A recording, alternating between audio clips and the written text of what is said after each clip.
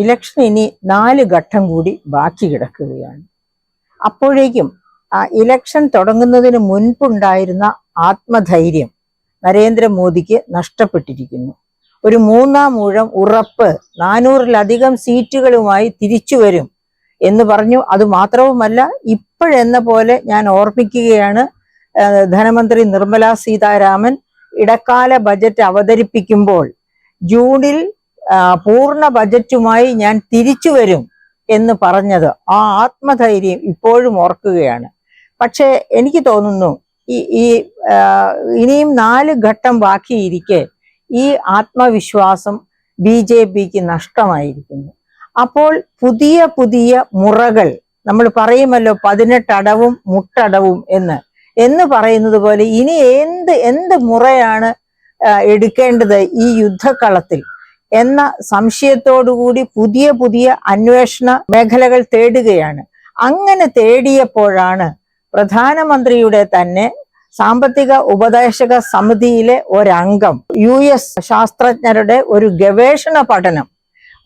ഗവേഷണ പഠനം എന്ന് പറയുമ്പോൾ അത് എത്രമാത്രം ആധികാരികം എന്ന് കണ്ടറിയേണ്ടിയിരിക്കുന്നു. കാരണം ഒരു ഗവേഷണ പഠനം എന്ന് പറയുമ്പോൾ ഇവിടെ 2 ഗവേഷകർ ചേർന്ന് നടത്തിയ ഒരു ഗവേഷണ പ്രബന്ധമാണ്. ആ ഗവേഷണ പ്രബന്ധം 167 രാജ്യങ്ങളെ ബേസ് ചെയ്തുണ്ടാക്കിയ പ്രബന്ധമാണ്. അതിൽ നിന്നാണ് ഇന്ത്യയെ സംബന്ധിച്ച് ആ പ്രബന്ധത്തിൽ ഉദ്ധരിച്ചിരുന്ന ചില കാര്യങ്ങൾ. അതായത് ഇവിടുത്തെ ടോട്ടൽ ഫെർട്ടിലിറ്റി റേറ്റ്, അതായത് ഫെർട്ടിലിറ്റി റേറ്റ് എന്ന് പറഞ്ഞാല് ശിശു ജനന നിരക്ക്.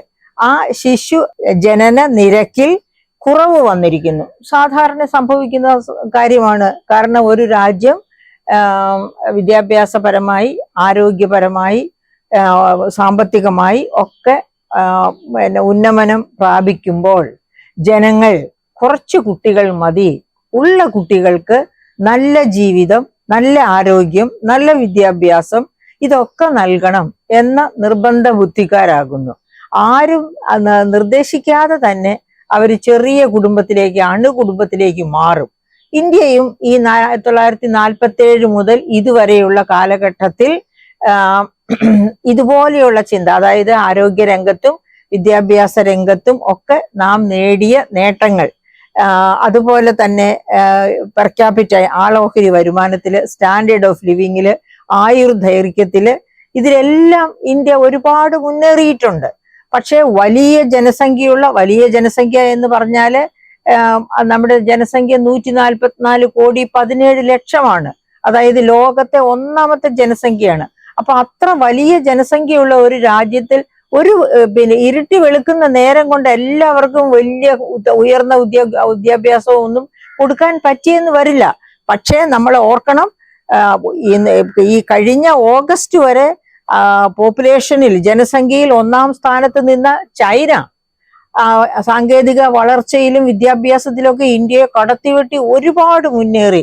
അതുകൊണ്ടാണ് സാങ്കേതിക മികവിൽ ഏറ്റവും മുന്നിൽ നിൽക്കുന്ന അമേരിക്കയെ കടത്തിവെട്ടാനുള്ള പരാക്രമത്തിലാണ് ചൈന.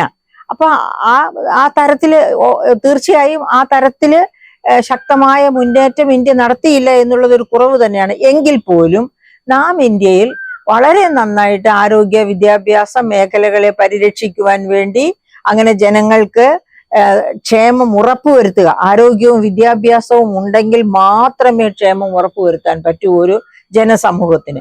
അപ്പൊ ആ തരത്തിലുള്ള മുന്നേറ്റത്തിന്റെ ഫലമായി തീർച്ചയായിട്ടും ടോട്ടൽ ഫെർട്ടിലിറ്റി റേറ്റ്, മൊത്ത ജനന നിരക്കിൽ മാറ്റം വന്നിട്ടുണ്ട്. അപ്പൊ ഇപ്പോ ഈ നമ്മുടെ പ്രധാനമന്ത്രി ഇപ്പോ ഈ 4 വട്ടം ഇലക്ഷൻ കൂടി വരാനിരിക്കെ എന്ത് പുതിയ കണ്ടുപിടുത്തവുമായിട്ടാണ് വന്നിരിക്കുന്നത്? അദ്ദേഹത്തിന്റെ സാമ്പത്തിക ഉപദേശക സമിതിയിലെ ഒരംഗം US-ലെ 2 ഗവേഷകർ നടത്തിയ ഗവേഷണ പ്രബന്ധം, ആ പ്രബന്ധത്തിൽ നിന്ന് ഉദ്ധരിക്കുന്നത് എന്താണ്? ഇന്ത്യയിൽ മുസ്ലിം പോപ്പുലേഷനും ക്രിസ്ത്യൻ പോപ്പുലേഷനും വർദ്ധിച്ചു, അതേസമയം ഹിന്ദു പോപ്പുലേഷൻ നമ്മുടെ ഇൻഡിപെൻഡന്റ് കാലഘട്ടത്തിനേക്കാൾ കുറഞ്ഞു എന്നാണ് അവരുടെ കണ്ടെത്തൽ. ആ കണ്ടെത്തൽ എങ്ങനെ നടത്തി എന്നാണ് നമുക്ക് ബഹുമാനപ്പെട്ട പ്രധാനമന്ത്രിയോട് തിരിച്ചു ചോദിക്കാനുള്ളത്. കാരണം ഈ 2017 US ഗവേഷകരുടെ ഗവേഷണ പ്രബന്ധം പുറത്തു വന്നിരിക്കുന്നത്. അപ്പോൾ ഒരു ഗവേഷണ പ്രബന്ധം പുറത്തു വരുന്നു എന്ന് വെച്ചാൽ അതിന്റെ 2, 3, 4, 5 വർഷങ്ങൾക്കൊക്കെ മുൻപുള്ള സ്റ്റാറ്റിസ്റ്റിക്സ് ആണോ എടുത്തിരിക്കുന്നത്, അതിനെപ്പറ്റി കൃത്യമായിട്ട് ഇവിടെ നമ്മുടെ മോദിജി ഒന്നും പറയുന്നില്ല. എന്തായാലും 2011 ശേഷം ഇന്ത്യയിൽ സെൻസസ് നടത്തിയിട്ടില്ല.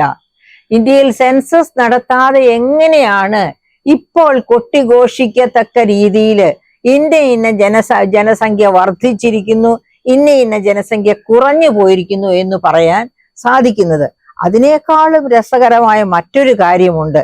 നിങ്ങൾ, എൻ്റെ പ്രിയപ്പെട്ട സുഹൃത്തുക്കളെ, നിങ്ങൾ ഓർക്കുന്നുണ്ടോ എന്ന് എനിക്ക് അറിഞ്ഞുകൂടാ. കോവിഡ് കഴിഞ്ഞപ്പോൾ ആദ്യത്തെ കോവിഡിന്റെ ഒരു ശമനമായതിനു ശേഷം ആദ്യത്തെ പാർലമെന്റിൽ നരേന്ദ്രമോദി അവതരിപ്പിച്ചത് എന്താണ്? 4 ലക്ഷത്തിന് മുകളിൽ 5 ലക്ഷത്തിന് താഴെ, കൃത്യമായി ആയ നമ്പർ ഞാൻ ഓർക്കുന്നില്ല ഇപ്പോൾ, ആണ് ഇവിടുത്തെ കോവിഡ് മരണം എന്ന് പറഞ്ഞു. പക്ഷേ യുണൈറ്റഡ് നേഷൻസിന്റെ വേൾഡ് ഹെൽത്ത് ഓർഗനൈസേഷൻ വളരെ താമസിക്കുന്നതിന് മുൻപേ പറഞ്ഞു അത് 40 ലക്ഷത്തിന്റെയും മുകളിലാണ് ഇന്ത്യയിലെ കോവിഡ് മരണമെന്ന്. അപ്പൊ നരേന്ദ്രമോദി പറഞ്ഞു അത് തെറ്റായ കണക്കാണ്. എവിടുന്നാണ് അവർക്ക് തെറ്റായ കണക്ക് കിട്ടുന്നത്? WHO എന്ന് പറയുന്നത് യുണൈറ്റഡ് നേഷൻസ് തുടങ്ങിയ കാലം മുതൽ WHO ആഗോള തലത്തിലുള്ള പഠനങ്ങൾ നടത്തുന്ന യുണൈറ്റഡ് നേഷൻസിന്റെ ഒരു ഓർഗനാണ്, ഒരു കൈയാണ്. അപ്പൊ ആ കൈ തെറ്റിച്ചാണ് അവരുടെ മെത്തഡോളജി, അവരുടെ രീതികൾ എല്ലാം വളരെ കൃത്യതയോടുകൂടിയുള്ളതാണ്. എന്നിട്ട് അന്ന് പറഞ്ഞു തെറ്റാണെന്ന്. അതുപോലെ നമുക്ക് നോക്കാം വേറൊരു കണക്ക്. എന്താണ് 2019 നമ്മുടെ പ്രധാനമന്ത്രി രണ്ടാം ഊഴത്തിന് വേണ്ടി ശ്രമിച്ചുകൊണ്ടിരിക്കുമ്പോൾ, രണ്ടാം ഊഴം എന്ന് പറയുമ്പോൾ ഞാൻ MT വാസുദേവൻ നായരെയാണ് ഓർമ്മിക്കുക. അദ്ദേഹത്തിന്റെ രണ്ടാം ഊഴം എന്ന മഹാഭാരതത്തെ ആസ്പദമാക്കിയുള്ള മഹത് ഗ്രന്ഥമാണ് എൻ്റെ ഓർമ്മയിലേക്ക് വരുന്നത്. എങ്കിലും രണ്ടാം ഊഴത്തിന് വേണ്ടി നരേന്ദ്രമോദി ശ്രമിക്കുന്നതിനിടയ്ക്കാണ് പറഞ്ഞത് ഇന്ത്യയിലെ ശുചിത്വ മിഷൻ ഭയങ്കര സക്സസ്ഫുൾ ആയിരുന്നു. ഇവിടെ വീടിന് പുറത്ത് മലമൂത്ര വിസർജനം നടത്തുന്നവർ ആരുമേ ഇല്ല എന്ന്. പക്ഷേ എന്നിട്ട് എന്ത് സംഭവിച്ചു? 2019-21 national family health survey report പുറത്തു വന്നപ്പോൾ അത് ഇന്ത്യ തലത്തിൽ, ഇന്ത്യയിൽ തന്നെ നമ്മുടെ മെഡിക്കൽ സിസ്റ്റവുമായിട്ട് ബന്ധപ്പെട്ട് നടത്തുന്ന ആരോഗ്യ സർവേ, ഫാമിലി ആരോഗ്യ സർവേ റിപ്പോർട്ട് പുറത്തു വന്നപ്പോൾ കിടക്കുന്നു 38% ഇന്ത്യക്കാർ ഇപ്പോഴും മലമൂത്ര വിസർജനം നടത്തുന്നത് പുറത്താണ്, വെളിയിലാണ് എന്ന് പുറത്തു വന്നിരിക്കുന്നു. അതുപോലെ തന്നെ എന്നിട്ട് എന്താ സംഭവിച്ചത്? ആ കണ്ടെത്തലിന് സഹായകമായ രേഖകളൊക്കെ ക്രോഡീകരിച്ച പോപ്പുലേഷൻ ഫണ്ടിന്റെ ഡയറക്ടർ ആയിരുന്ന ആളെ സസ്പെൻഡ് ചെയ്തു. ആദ്യം ഡിസ്മിസ് ചെയ്തു, സസ്പെൻഡ് ചെയ്തു. പിന്നെ അദ്ദേഹം സ്ഥാനം ഒഴിഞ്ഞു പോയി. യുണൈറ്റഡ് നേഷൻസിന്റെ തന്നെ വലിയ ഒരു ഓർഗനൈസേഷന്റെ ഡയറക്ടറായിട്ട് ഇപ്പോൾ വർക്ക് ചെയ്യുന്നു. ഞാൻ ആ പേര് പറയുന്നില്ല. അപ്പൊ അങ്ങനെ, അതായത് ആഗോള തലത്തിൽ നടത്തുന്ന ഏത് കണക്കും തെറ്റ്. അതുപോലെ ഗ്ലോബൽ ഹങ്കർ ഇൻഡെക്സ് നോക്കുക. 2010 ഗ്ലോബൽ ഹങ്കർ ഇൻഡെക്സിലെ ഇന്ത്യ 40ാം സ്ഥാനത്തായിരുന്നു. ആ ഇന്ത്യ 2019 പോട്ടെ, 2023 ആയപ്പോഴത്തേക്ക് 111ാം സ്ഥാനത്തേക്ക് കൂപ്പുകുത്തിയിരിക്കുന്നു. അതായത് ഞാൻ മോദീസ് ഗ്യാരണ്ടി, എന്താണ് മോദിയുടെ ഗ്യാരണ്ടി എന്ന് പറഞ്ഞുകൊണ്ട് നടന്നത്? ഞാൻ 25 കോടി പേരുടെ പട്ടിണി അകറ്റി എന്നാണ് പറഞ്ഞുകൊണ്ട് നടന്നത്. അങ്ങനെ പറഞ്ഞുകൊണ്ട് നടന്ന മോദിയാണ്, ആ കാലഘട്ടത്തിലാണ് നമ്മൾ ഗ്ലോബൽ ഹങ്കർ ഇൻഡെക്സിൽ 111ാം റാങ്കിലേക്ക് താഴ്ന്നു പോകുന്നത്. അപ്പൊ ഇതുപോലെ, പക്ഷെ അതും നരേന്ദ്രമോദി അംഗീകരിച്ചില്ല. അതൊക്കെ തെറ്റായ മെത്തഡോളജി ഉപയോഗിച്ചാണ് കണക്കുകൾ കൂട്ടുന്നത് എന്ന് പറഞ്ഞ് പുച്ഛിച്ച് തള്ളുകയാണ്. അതായത് ഈ പറയപ്പെട്ട ഇന്റർനാഷണൽ ഏജൻസീസ് ഒക്കെ വിചാരിക്കും ഇന്ത്യക്ക് എന്തോ തകരാറുണ്ടെന്ന്. കാരണം അന്താരാഷ്ട്ര റേറ്റിംഗ് ഏജൻസിയായ അതായത് അന്താരാഷ്ട്ര റേറ്റിംഗ് ഏജൻസികളായ UN-ന്റെ ഏത് വകുപ്പിനും വളരെ ശാസ്ത്രീയമായി കരുപ്പിടിപ്പിച്ച മെത്തഡോളജിയാണുള്ളത്. ആ മെത്തഡോളജിയാണ് ആഗോള തലത്തിൽ എല്ലാ രാജ്യങ്ങളും ഉപയോഗിക്കുന്നത്. എന്തുകൊണ്ടെന്നാൽ എങ്കിൽ മാത്രമേ ആഗോള താരതമ്യം സാധ്യമാകൂ. അത് മനസ്സിലാക്കാതെയാണ് നമ്മുടെ രാജ്യത്ത് വിഡ്ഢിത്തം വിളമ്പിക്കൊണ്ട്, നമ്മളെ വിഡ്ഢികളാക്കിക്കൊണ്ട് നമ്മുടെ നേതൃനിരയിലുള്ളവർ നടക്കുന്നത് എന്നോർത്താൽ നമുക്ക് ഒരിക്കലും ക്ഷമിക്കാൻ പറ്റുകയില്ല.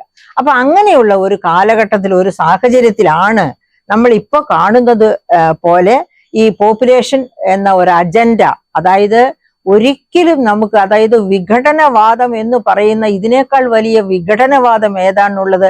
അതായത് വിവിധ ജാതികളെ തമ്മിൽ തെറ്റിക്കുക. അതായത് പോപ്പുലേഷൻ, ഇപ്പൊ മുസ്ലിം പോപ്പുലേഷൻ കൂടുന്നു, ക്രിസ്ത്യൻ പോപ്പുലേഷൻ കുറയുന്നു, കൂടുന്നു, ഹിന്ദു പോപ്പുലേഷൻ കുറയുന്നു എന്ന് പറയുമ്പോഴത്തേന് ഒരു പരസ്പര സ്പർദ്ധ സൃഷ്ടിക്കുക.